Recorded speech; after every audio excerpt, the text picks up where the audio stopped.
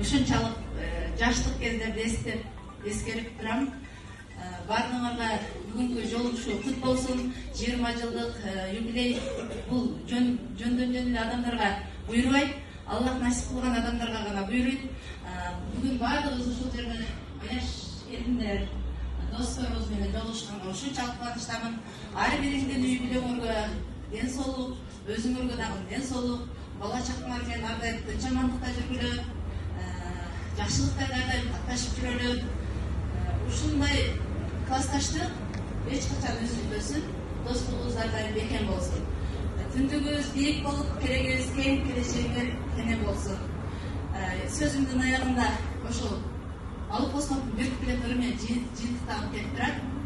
Бар болойлуу, түгөнбөйлүү курдаштар, узак болсун бул сапар. Кылым бүтүп, дүйнөдө жок болсок да, кайра кайтып жолугушуу күндөр бар.